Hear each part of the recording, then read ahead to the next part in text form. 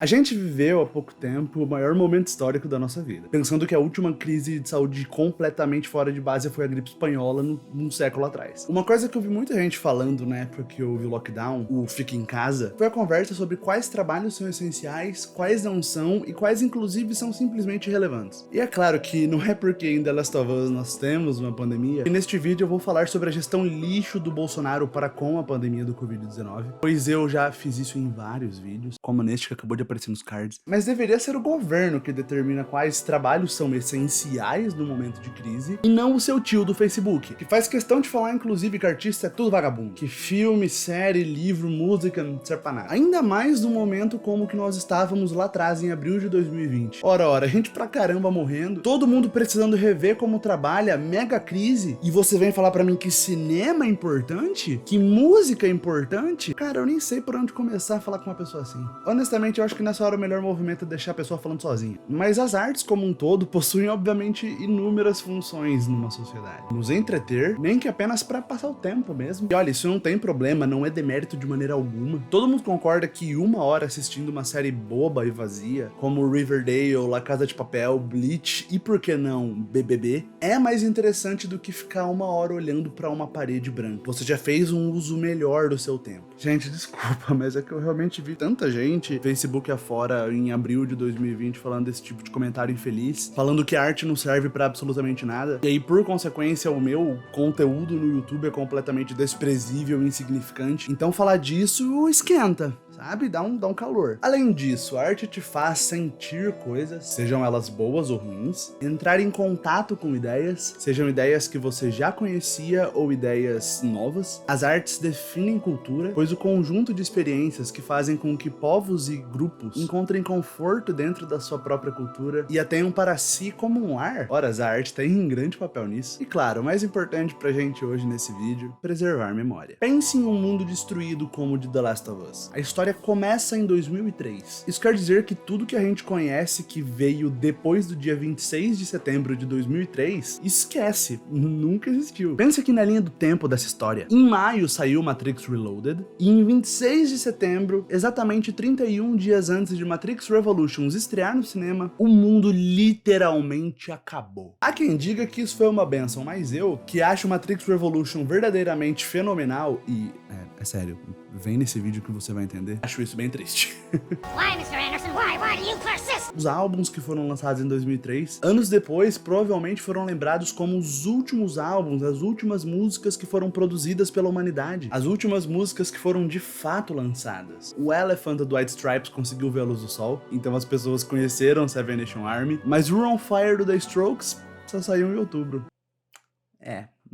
Ora, e se música é memória, em um mundo pós-apocalíptico, que antes do fim as tecnologias analógicas eram as mais presentes, as mais difundidas, pensa como a única forma das músicas não caírem no esquecimento é se você segurar na mão delas com muita força. É se você literalmente as proteger. E nesse sentido, proteger mesmo, proteger fisicamente. É se você tiver um CD, um LP ou uma fita do artista que você quer ouvir. Se você quer poder se lembrar das músicas que você gosta, você precisa as proteger. Ora, isso literalmente significa proteger a memória do seu povo. Não se esquecer que a cultura importa. Pois se no dia a dia a cultura e as artes importam muito, durante uma pandemia elas importam ainda mais, pois elas são das poucas coisas que impedem que a gente pire. É importante não se esquecer. É importante não se esquecer que um dos elementos mais fortes da cultura é como ela pode fazer com que conexões entre pessoas aconteçam. É você se identificar e se enxergar no outro ao saber que aquela música que pra você tem tanto significado, significa muito pro outro também. É uma conexão que te faz abaixar os escudos, te incentiva a se aproximar da pessoa. Pois só de saber que essa pessoa gosta tanto de uma música que pra você é tão importante, já pode ser o suficiente pra você entender por tudo que ela passou e pra ela entender muito bem tudo que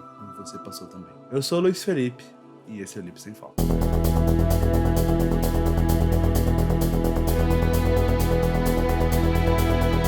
Esse vídeo tem spoilers do episódio 3 de The Last of Us, beleza? Já deixa o like, se inscreve, tal. Dentre as muitas formas de sobreviver num apocalipse, viver a autonomia que o Bill conseguiu encontrar é bem invejável. Ele perambula pra lá e pra cá sem medo, como se não existisse nada que o prendesse. Quando a gente vê soltar o fundo da frigideira com uísque para reduzir e fazer um molho pra carne, só me faz pensar o quão ele vivia bem. E veja, nós temos a tendência de se afeiçoar rápido a esse personagem por ser interpretado pelo Nick Offerman, mas uma barreira se levanta ao ficar bem claro pra gente de que esse cara era um supremacista. Sem dúvidas ele era uma péssima pessoa antes do fim do mundo. E não, eu não vou passar pano. Eu não vou dizer que talvez nunca ninguém tenha se importado com ele de verdade, ou algo assim pra que ele fosse diferente hoje. Mas independente de tudo, o Frank aparece na vida dele, ou melhor, ele cai na vida dele dentro daquela armadilha. Frank estava indo pra Boston num grupo de 10 pessoas, porém ele foi o único que sobreviveu. E ao longo daquele almoço, nós vemos todas as barreiras sociais do Bill tentando colocar distância entre ele e aquele estranho. Mas a saudade de interações humanas, não tava dando pra segurar, né, Bill? Aquele homem carrancudo, que sem dúvidas era muito difícil de lidar antes da pandemia, agora ainda mais blindado, pois já era um ano sobrevivendo sozinho, começa a desesperadamente destruir barreira por barreira, como uma pessoa sufocando, desesperada pra voltar pra superfície, desesperada pra sentir o ar de volta e desesperada para perdê-lo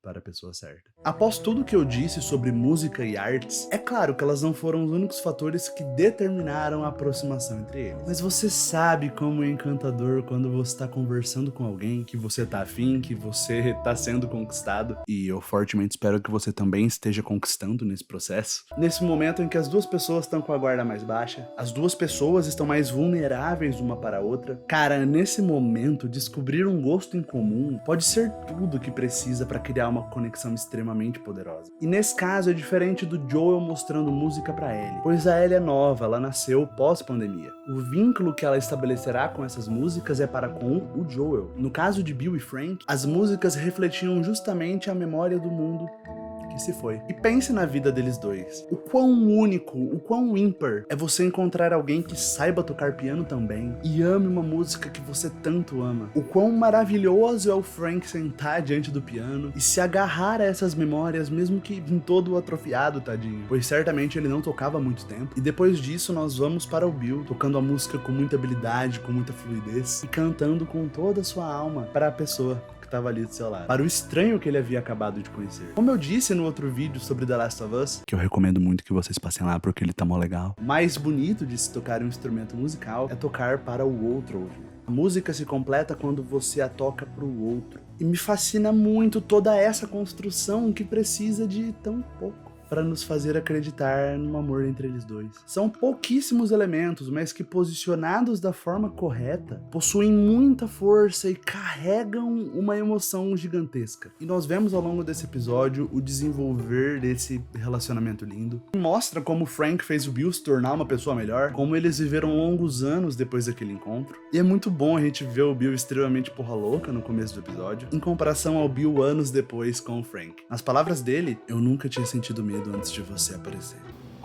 I was never afraid before you showed up. E é por isso, gente, que eu sei que esse episódio doeu. Ele é muito bonito e muito triste. Mas de coração, esse foi um episódio pra mim muito feliz. Por um momento, antes de eu saber pra onde a história ia, e francamente até com medo de repetir a história desses dois personagens do jogo, eu pensei que seria mais um Brokeback Mountain, sabe? Uma história de romance LGBT que termina em tragédia, um dos dois morre, o outro fica sozinho, história super pesada de lidar, mas não é o que acontece aqui. É claro que o final é muito triste, mas pensa que tudo que aconteceu dentro dos termos deles. Eles decidiram como seria o fim, sem dor, sem sofrimento. Pensa nisso, se o mundo acabasse de verdade, se realmente acontecesse um apocalipse, você iria querer viver? Eu, de coração, não me considero uma pessoa apta pra viver num apocalipse como o de The Last of Us. Eu sou super destrambelhado, ter que ser super silencioso pra mim ia ser quase impossível. Então eu acho que eu morreria muito fácil. Ninguém seria o Bill, tá? Talvez alguém que tem uma fazenda super afastada conseguisse e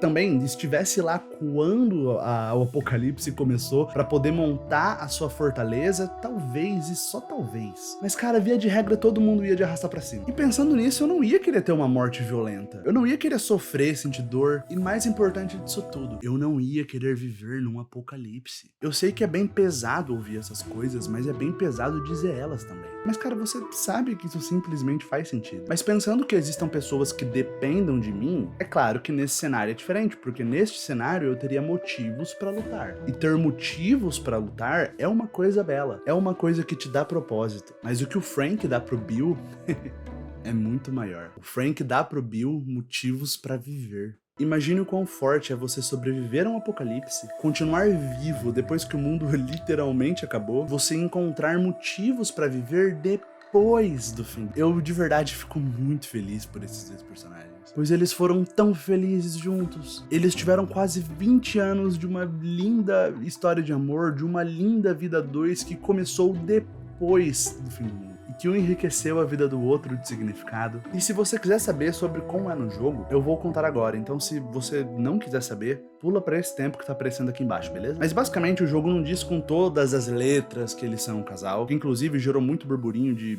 gente na internet que ficou triste porque, e o Bill é gay, mas o jogo deixa claro bastante que ele é gay. É só, sei lá, prestar atenção. Pois o Bill se refere ao Frank como seu parceiro e a Ellie encontra revistas pornográficas gays no quarto do Bill. Então assim, pra você ficou claro? Pra mim também. Mas no jogo, o Frank comete suicídio depois de ter sido infectado e o Bill segue vivo, sozinho. O que remete mais às histórias como Brokeback Mountain que eu citei antes, em que casais LGBTs parece que são privados de ficarem juntos. Então você vê o excelente trabalho da adaptação, porque além disso, cara, ambos os personagens beiram o irrelevante no jogo. Frank só é citado e Bill só tem uma função mecânica bem de jogo mesmo ali, e você sabe pouco sobre ele, é bem breve. Então por que não dar muito mais atenção e carinho pra esses personagens numa adaptação, justamente dando mais profundidade pra história deles? Além de, claro, por que não um final feliz? Eu chorei muito nesse episódio, cara, aquele último take da janela aberta. Mas como é bom poder ver nessa história sobre o apocalipse que